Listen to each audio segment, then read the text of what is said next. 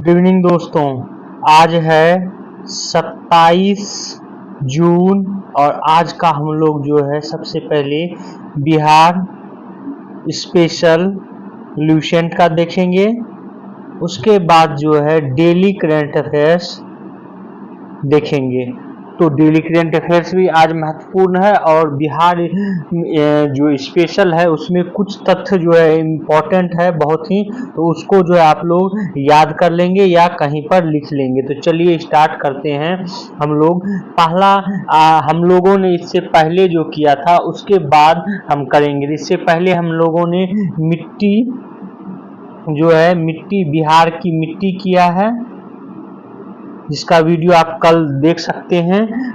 अब जो है बिहार की मिट्टी के बाद हम लोग बिहार में वनस्पति और वन के बारे में करेंगे। तो चलिए हम लोग पहले वन के बारे में देखते हैं। बिहार में जो है वर्षा करीब 3 से 4 महीने होती है और 80% से अधिक वर्षा जो है दक्षिण पश्चिम मानसून से होती है। तो इसलिए जो है वर्षा के शेष 8-9 महीने की अवधि में वर्षा अपेक्षाकृत जो है नगण्य होता है। मतलब 3-4 महीने में वर्षा होती है और 8-9 महीने में वर्षा नहीं होती है। और यही कारण है कि यहाँ पर जो है प्राकृतिक वनस्पति में जो है पर्णपाती या पतझड़ वन पाए जाते हैं।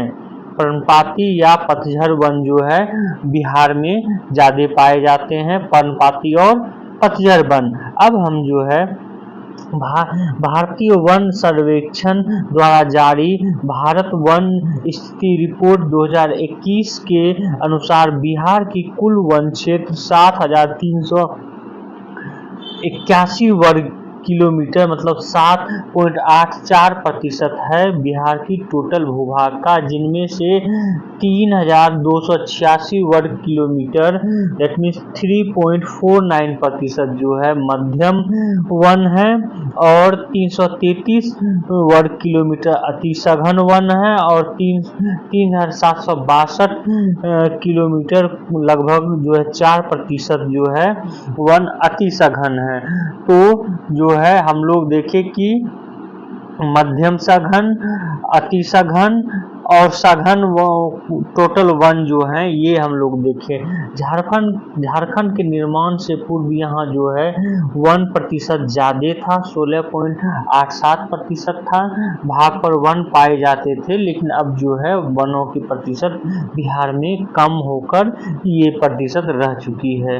यहाँ पर हम आपको ये भी बताते चलें कि 2021 में राज्य में अगर जो देखें तो सबसे ज्यादा वन जो है कैमूर जिले में है, उसके बाद जो है पश्चिमी चंपारण जिले में है और फिर रोहतास जिले में है। बिहार में कुल वनाच्छादन में इन्हीं 3 जिलों में जो है संयुक्त रूप से करीब 35.6% हिस्सा जो है कैमूर में, उसके बाद पश्चिमी चंपारण में और रोहतास में जो है ये पाया जाता है। अभी इसको हम जो है आपको मैप के माध्यम से भी समझाएंगे, जिससे कि आप सिर्फ देख लेंगे तो किस क्षेत्र में अति सघन है, कम है, वो आपके माइंड में जो है बैठ जाएगा। तो आगे चलते हैं। वन के प्रकार के लिहाज से अति सघन वन के तहत सर्वाधिक जो है पश्चिमी चंपारण जिले में दर्ज किया गया है। उसके बाद शिखर सघनता वाले खुले वनों के मामले में कैमूर जो है सबसे आगे है। तो कैमूर ओवरऑल सबसे आगे है, लेकिन अति सघन वन सबसे ज्यादा जो है वो कहाँ पर है तो पश्चिमी चंपारण जिले में जो है पड़ता है। यहाँ पर हम आपको 1-2 तथ्य और भी बता दें कि बिहार में जो है बिहार में चंपारण और पूर्णिया जिले को छोड़कर गंगा के उत्तरी मैदान की प्राकृतिक वनस्पति और कृषि योग्य भूमि, झीलों, ताल और छिटपुट रूप से उपलब्ध बालू और बबूल और शीशम और बांस उपलब्ध हैं इन क्षेत्रों में। मतलब गंगा के जो है चंपारण और पूर्णिया वाले कुछ क्षेत्रों को छोड़कर उत्तरी मैदान में ज्यादातर जो बबूल, शीशम और बांस वाले क्षेत्र उपलब्ध हैं। वहीं जो है दक्षिणी मैदान, दक्षिणी भाग देखे गंगा का, तो वहाँ जो है राजगीर आदि पहाड़ी क्षेत्रों में सीमित वन उपलब्ध हैं। और बिहार में जो है बिहार में सामान्यतः मानसूनी वन मिलते हैं। तो किस प्रकार के वन मिलते हैं? वह मानसूनी वन जो है मिलते हैं। इसमें बिहार में साल वन मुख्यतः कैमूर, रोहतास, गया, जमुई, औरंगाबाद, मुंगेर, बांका में जो है पाया जाता है। इसको हम पहले एक बार मैप के माध्यम से देख लें, उसके बाद जो है हम आपको आगे बताएंगे। तो मैप में आप यहाँ पर देखें कि ये कैमूर हुआ, कैमूर और रोहतास का पार्ट। तो कैमूर में जो है ये सबसे ज्यादा वन कैमूर वाले क्षेत्र में पाए जाते हैं। और उसके बाद आप यहाँ पर देख सकते हैं कि ये इस पार्ट में जो है पश्चिमी चंपारण वाले पार्ट में वन अति सघन वन जो है पाए जाते हैं। उसके बाद जो है देखेंगे आप औरंगाबाद, गया, नवादा, उसके बाद मुंगेर, उसके बाद जो है बांका, इन सब क्षेत्रों में जो है मध्यम श्रेणी के वन पाए जाते हैं। ये झारखंड से भी लगे हुए हैं। और इन क्षेत्रों में जो है, इन क्षेत्रों में बांस और बबूल और शीशम जो है, शीशम ये पाए जाते हैं। तो ये मैप पे अगर जो आप एक बार देख लेंगे कि कैमूर कहाँ पर है, कैमूर, तो आपको पता चल जाएगा ये भाग जो है कैमूर का है और यहाँ पर जो है वन कौन सा पाया जाता है। चूंकि कैमूर से ही सटा हुआ जो है रोहतास है, जिसको हम सासाराम बोलते हैं, तो उसको जो है यहाँ पर भी वन पाए जाते हैं। और ये चूंकि जो है ऊपर हम लोग देखते हैं उत्तरी, ये पश्चिमी चंपारण हिमालयन जो है सोमेश्वर की श्रेणी है, तो यहाँ पर भी जो है अति सघन वन पाए जाते हैं। तो आगे हम लोग जो है पहले कर लेते हैं, उसके बाद आपको बताएंगे डिटेल्स में। तो आगे का है कि जो बिहार है, बिहार में मानसूनी पर्णपाती वन पाए जाते हैं और जिन्हें वर्षा की अधिकता एवं न्यूनता के आधार पर दो भागों में विभाजित किया जाता है। तो मुख्य रूप से जो है पर्णपाती वन जो है, मानसूनी पर्णपाती वन पाए जाते हैं बिहार में। लेकिन चूंकि बिहार में सभी जगह बारिश जो है, वर्षा एक जैसी नहीं होती है, इसलिए उसके बारिश के आधार पर जो है इसको दो भाग में बांटा गया है। पहला, ठीक है, कौन सा? आर्द्र पर्णपाती वन, दूसरा शुष्क पर्णपाती वन। अब पहला आर्द्र पर्णपाती वन के बारे में देख लेते हैं। ये वन विशेष रूप से किशनगंज जिले से उत्तर पूर्वी भाग, हिमालय की तराई के दलदली भाग, सोमेश्वर की पहाड़ी तक जो है मिलता है। इस क्षेत्र में 120 सेंटीमीटर से अधिक वर्षा होती है। अत्यधिक घनी वनस्पति वाले ऐसे वन मुख्यतः साल वृक्ष उगते हैं जो गर्मी के मौसम से पूर्व अपने पत्ते गिरा देते हैं, परंतु वर्षा से पूर्व इनमें नई पत्तियां आ जाती है और ये पुनः हरे भरे हो जाते हैं। ऐसे वन में साल वृक्ष के अतिरिक्त सेमल, चंपा, अशोक, केन, आम, जामुन, करंज आदि के वृक्ष मिलते हैं। तो ये आर्द्र पर्णपाती वन जो है ये किस क्षेत्र में मिलते हैं, इसको मैप पर एक बार हम लोग देख लेते हैं। तो आर्द्र पर्णपाती वन जो है ये आप लोग देखेंगे कि ये किशनगंज का क्षेत्र जो है पूरा का पूरा किशनगंज का क्षेत्र से लेके इन क्षेत्रों में जो है आर्द्र पर्णपाती वन का ज्यादा है। हालांकि इन भागों में भी आर्द्र पर्णपाती वन पाए जाते हैं, लेकिन ये क्षेत्र जो है ज्यादा महत्वपूर्ण है। तो आर्द्र पर्णपाती इन क्षेत्रों में पाए जाते हैं।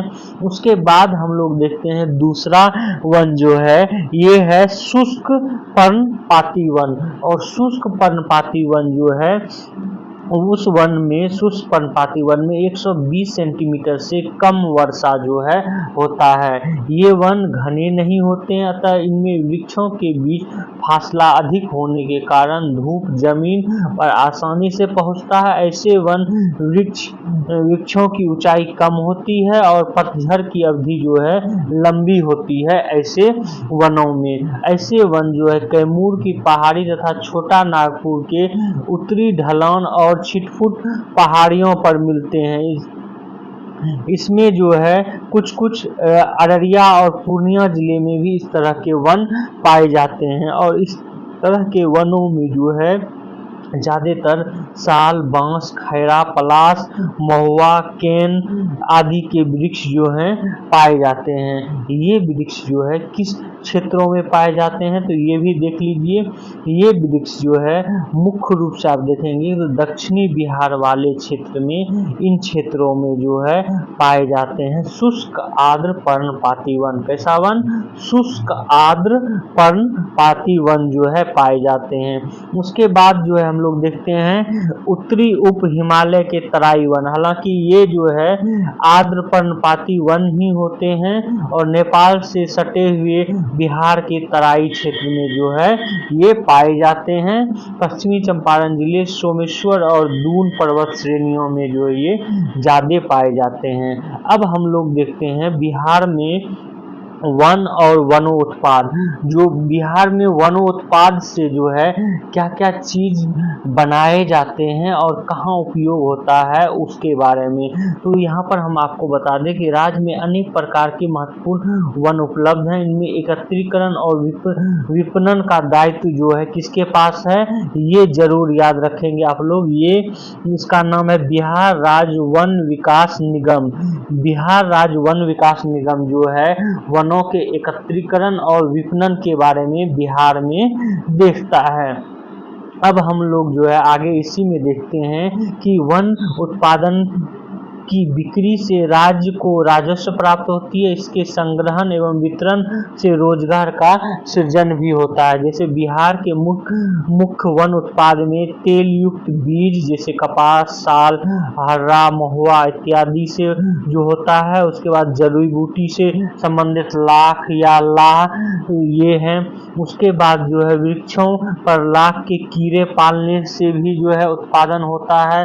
बांस और टसर जो है इससे भी जो है बिहार में रोजगार भी सृजन होता है और राजस्व भी जो है प्राप्त किया जाता है। सवाई घास जो है भागलपुर क्षेत्र में प्रचुर मात्रा में मिलता है, इससे भी जो है राजस्व प्राप्ति होता है। ये वन उत्पाद थे जो कि बिहार से संबंधित हैं। वहीं पर आपको बताते चलें कि बिहार में वन आधारित कुछ उद्योग भी हैं।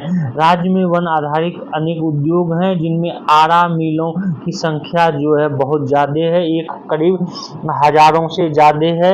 इसके अतिरिक्त सीजनिंग प्लांट भी, गत्ता उद्योग, प्लाईवुड निर्माण उद्योग, कत्था उद्योग मुख्य रूप से बेतिया में है।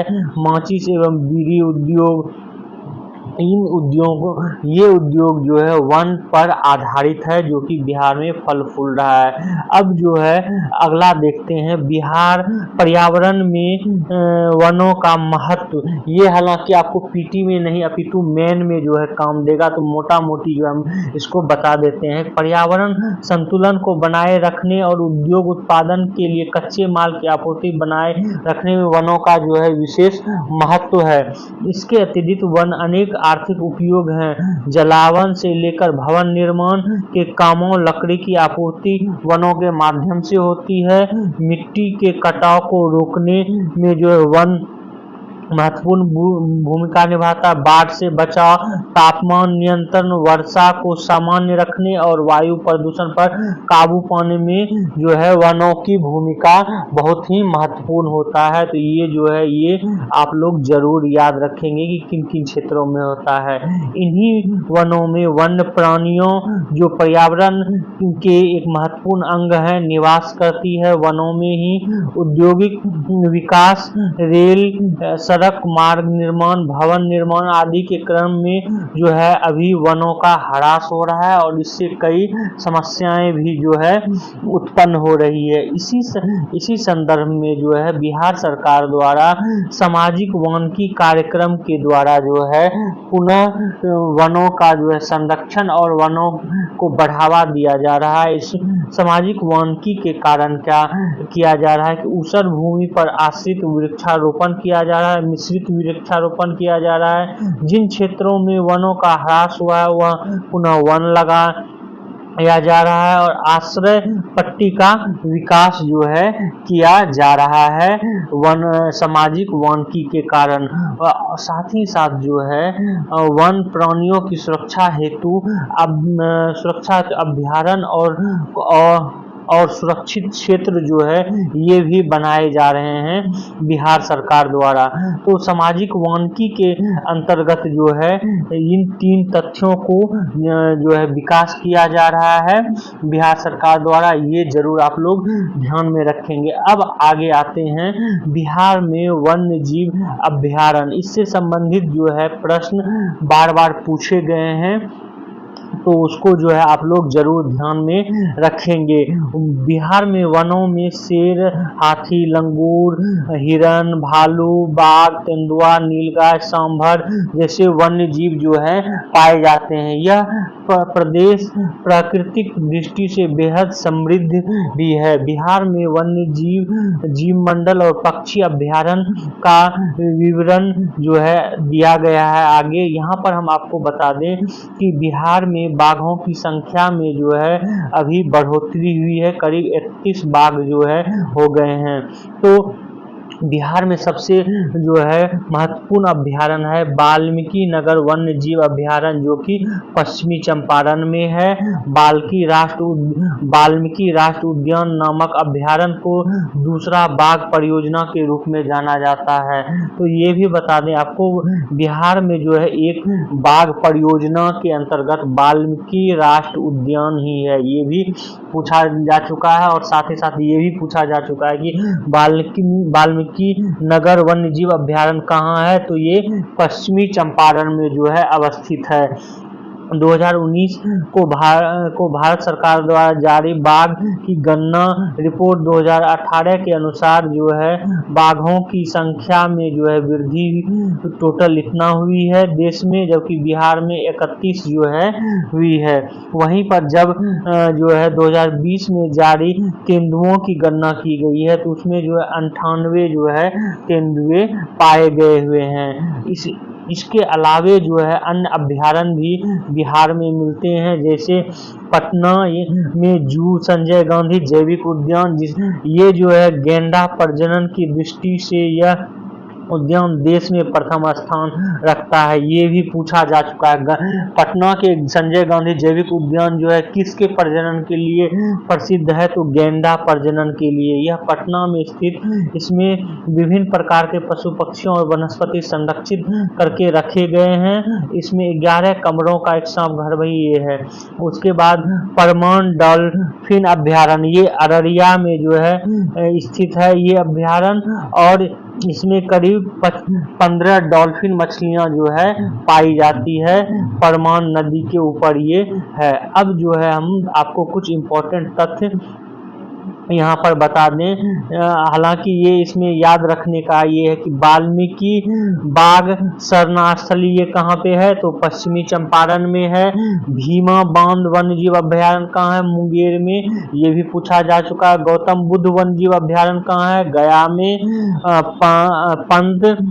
पंत वन्यजीव अभ्यारण्य कहाँ है, नालंदा में। कैमूर कहाँ है, कैमूर वन्यजीव अभ्यारण्य कैमूर में। इसको जो है आप लोग एक मैप के माध्यम से समझ लें तो ये ज़्यादा जो है इम्पोर्टेंट रहेगा, और इससे संबंधित 1-2 तथ्य जो है आप जरूर याद रखेंगे। तो अभी हमने कैमूर बताया, कैमूर वाइल्ड लाइफ जो है कैमूर वन्यजीव अभ्यारण्य, इस अभ्यारण्य को जो है बिहार का दूसरा बाघ अभ्यारण्य अभ्यारण्य जो है बनाए जाने की बात कही जा रही है। तो ये जो है याद रखेंगे। उसके बाद संजय गांधी जैविक उद्यान, ये पटना में है। उसके बाद जो है आपको नागी और नक्की, यहाँ देख रहे हैं नागी और नक्की, ये जमुई में जो है नागी और नक्की है ये अभ्यारण्य। और इसको अभी हाल ही में कुछ समय पहले जो है इसको वेटलैंड भूमि जो है वेटलैंड भूमि का दर्जा दिया गया है। वहीं पर आगे हम लोग देखते हैं कांवड़ झील पक्षी विहार। कांवड़ झील पक्षी विहार जो है ये कहाँ पर है, तो ये है आपको बेगूसराय में। ये जो है बिहार का पहला वेटलैंड भूमि है, ये भी पूछा जा चुका है।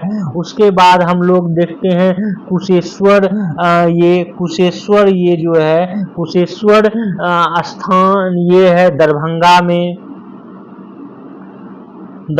में है, ये भी याद रखेंगे। उसके बाद सलीम अली जो है ये है वैशाली में। सलीम अली कहाँ पर है, तो ये वैशाली में है सलीम अली। उसके बाद विक्रमशिला कहाँ पे है, विक्रमशिला गंगे डॉल्फिन जो है ये भागलपुर में है।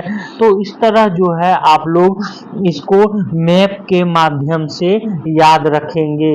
अब आगे जो है वाल्मीकि कहाँ पे है, तो यहाँ पे आप वाल्मीकि देख रहे हैं। वाल्मीकि जो है ये उद्यान पश्चिमी चंपारण में है।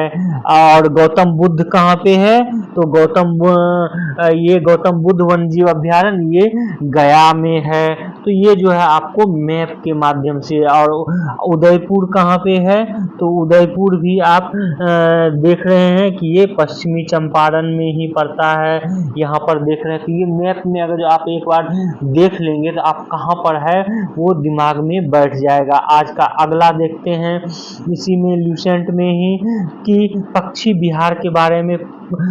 कांवड़ झील पक्षी विहार, ये जैसा कि बताएं बेगूसराय में कांवड़ झील पक्षी विहार स्थित है। 1989 में पक्षी विहार के रूप में मान्यता दी गई थी। यह 63.12 वर्ग किलोमीटर क्षेत्र में फैला है। इस पक्षी विहार में रूस, मंगोलिया, साइबेरिया से हजारों किलोमीटर दूर जो है यहाँ पर पक्षी पहुंचते हैं। कांवड़ झील बिहार को बिहार का पहला रामसल स्थल की गणना जो है किया जाता है। विश्व में वेटलैंड के रूप में जो है इसको मान्यता दिया गया है। उसके बाद बक्सर पक्षी विहार अभ्यारण्य, और बक्सर पक्षी विहार अभ्यारण्य जो है ये बक्सर में स्थित है। यहाँ जो है लालसर नामक पक्षी कश्मीर से यहाँ प्रवास कर जो है आते हैं। वहीं पर गोगाविल पक्षी विहार जो है, गोगाविल पक्षी विहार ये कटिहार में है, ये भी पूछा जा चुका है। और 1990 ईस्वी में से पक्षी विहार के रूप में मान्यता मिली थी। और इसमें धनुषकार जो है झील है जिसका नाम गोगाविल रखा गया है। तो ये था जो है आज का हम लोगों का जो बिहार की वनस्पति और वन है उससे संबंधित जो है महत्वपूर्ण तथ्य जिसको हमने बताया है कि उसको याद करना है, तो उसको जरूर आप लोग याद कर लेंगे क्योंकि उसको बार बार पूछा जा सकता है। अब हम लोग जो है कुछ करंट अफेयर्स देख लेते हैं। आज का महत्वपूर्ण अगला करंट अफेयर्स देखें तो करंट अफेयर्स है कि OEF द्वारा आयुध उपस्कर निर्माणी कंपनी जो कि कानपुर की है, इन्होंने जो है एक हल्की बुलेट प्रूफ जैकेट जो है इसका निर्माण किया है। और इसका निर्माण जो है किया गया है बुलेट रेसिस्टेंस जैकेट नाम से इसको तैयार किया गया है। और ये बहुत ही कम कीमत पर जो है तैयार किया गया है। इसका वजन भी इसका कम है, इसका वजन जो है सिर्फ 6.5 किलोग्राम है, केजी है। जबकि इससे पहले जो है जो जैकेट होता था वो 10 किलोग्राम का होता था। वहीं पर इसका जो है BRJ का इसकी जो है कीमत 84 लाख है, 84,000 है। 84,000 है, जबकि इससे पहले जो है 1,40,000 का जो है जैकेट पड़ता था। तो इसको किसने किया है ये जरूर याद रखेंगे। कानपुर की आयुध उपस्कर निर्माण कंपनी जो है, जो कि फुल बार कानपुर में बनी लेवल 5 श्रेणी की बुलेट रेजिस्टेंस जैकेट का निर्माण किया है, और इसकी कीमत भी भावा कवच जो कि पहले है बनाई गई थी, जो कि 10 किलोग्राम का होता था, जिसकी कीमत 1,40,000 होती थी, उससे कम है। और साथ ही साथ ये जो है गोलियां ज्यादा सह सकता है। आगे देखते हैं आज का अगला करंट अफेयर, इसके बारे में कल भी चर्चा कर चुके हैं कि लोकसभा अध्यक्ष जो है ओम बिरला चुन लिए गए हैं ध्वनि मत से। अगला देखते हैं करंट अफेयर्स, ये इंपॉर्टेंट करंट अफेयर्स है कि नासा ने मौसम की निगरानी के लिए जो है लॉन्च किया है गोजू-यू उपग्रह। नासा द्वारा बुधवार को अंतरिक्ष में पृथ्वी के मौसम के साथ साथ बड़े सौर तूफान की निगरानी के लिए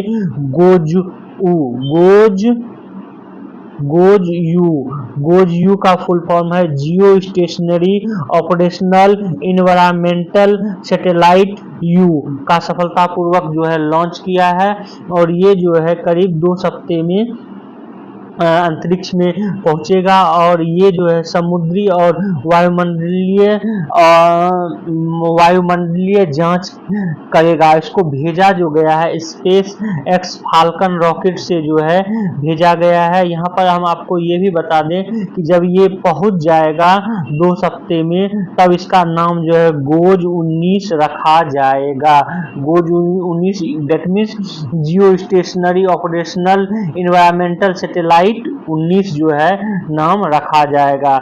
आज का अगला करंट अफेयर्स देखते हैं। आज का अगला करंट अफेयर्स है, इसमें इतना ही याद रखना है कि उपग्रह जो छोड़ा जा रहा है वो नष्ट होने के बाद एल्युमिनियम ऑक्साइड का रूप धारण कर लेता है, जिससे कि ओजोन परत को जो है खतरा है। तो आप कभी अगर ऑप्शन में ये दे दिया जाए या मेन में पूछ लिया जाए कि ओजोन परत के लिए खतरे कौन कौन से हैं, तो उसमें जो है आप अब ये भी लिख सकते हैं उपग्रह जो छोड़े जाते हैं उससे एल्युमिनियम ऑक्साइड बनता है, और एल्युमिनियम ऑक्साइड के जो है महीन कण क्लोरीन को सक्रिय करने में मदद करते हैं, और ये खतरनाक हो रहे हैं ओजोन के लिए।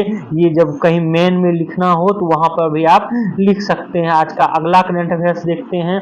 आज का अगला करंट अफेयर्स है, विदेशों से जो है काम कर रहे भारतीयों ने करीब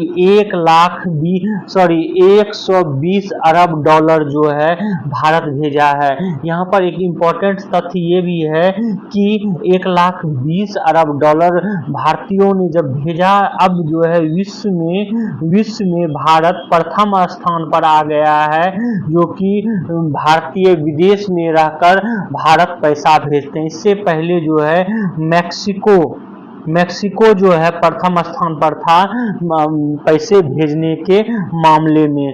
तो इसको जो है ये रिपोर्ट विश्व बैंक के द्वारा जो है जारी किया गया है।